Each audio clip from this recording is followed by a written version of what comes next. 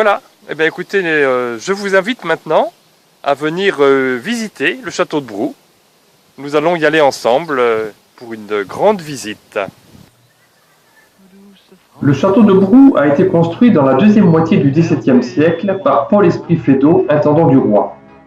Le château a ainsi appartenu, et pendant près de 2 siècles, à l'une des familles parlementaires parisiennes les plus importantes, les Feydeau. Mais en 1844, la famille Feydeau n'ayant plus de descendants, le domaine fut alors acquis par Charles Floréal Thiebaut, fondeur en bronze d'art à Paris. Depuis cette date, le château de Brou est resté la propriété de la même famille. Le château a été classé monument historique en 1984 et ses façades ont été entièrement restaurées entre 1989 et 1992.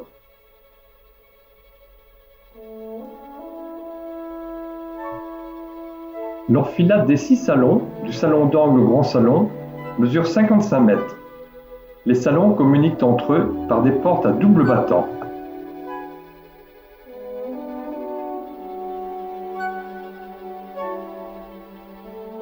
Tout en pierre, le vestibule, pièce centrale du château, comporte 4 jeux de 2 colonnes et lors des réceptions est réservé à la danse.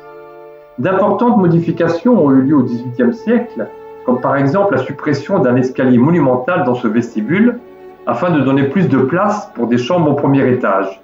À la place, 2 escaliers ont été construits à chaque angle des 2 ailes du château.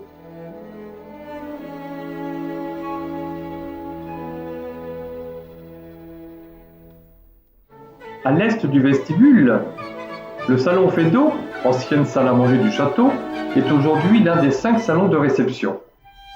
Il est suivi juste à côté par le grand salon, avec ses 5 portes-fenêtres qui donnent sur le parc.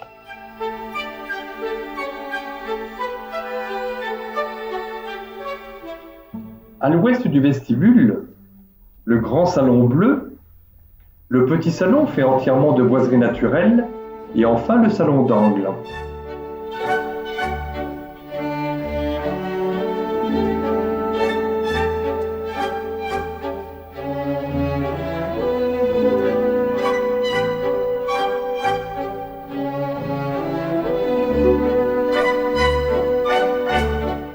Sans oublier bien entendu la bibliothèque.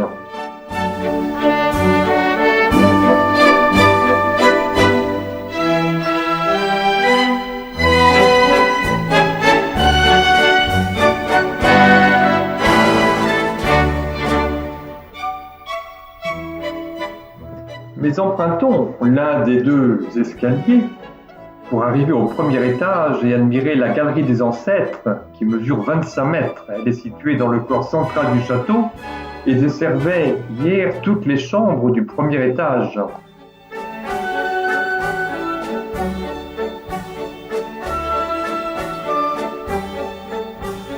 Enfin, n'oublions pas la cuisine du château avec sa vieille cuisinière à bois en fonte, un évier en mosaïque, une grande table de ferme, un four à pain et une grande cheminée, tout ce qui lui donne une ambiance campagnarde.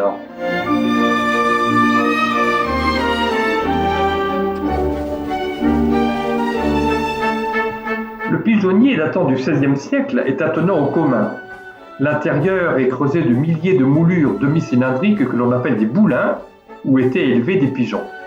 Seuls les nobles détenaient le droit de faire édifier de semblables bâtisses où l'on comptait un couple de pigeons pour 3 arpents de terre possédés.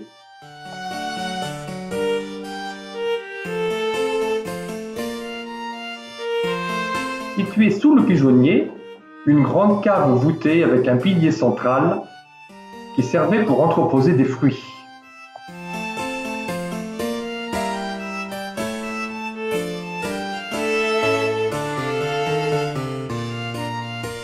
Le château est entouré d'un parc de 12 hectares, attenant à une forêt de 20 hectares. Le parc se compose de jardins, prairies, bosquets et d'un étang alimenté par de l'eau de source.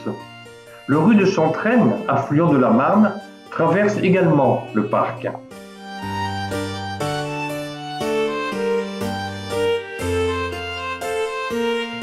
Enfin, notons qu'à mi-chemin entre Paris et Disneyland, le château de Brou est l'un des plus proches de Paris, 18 km du boulevard périphérique.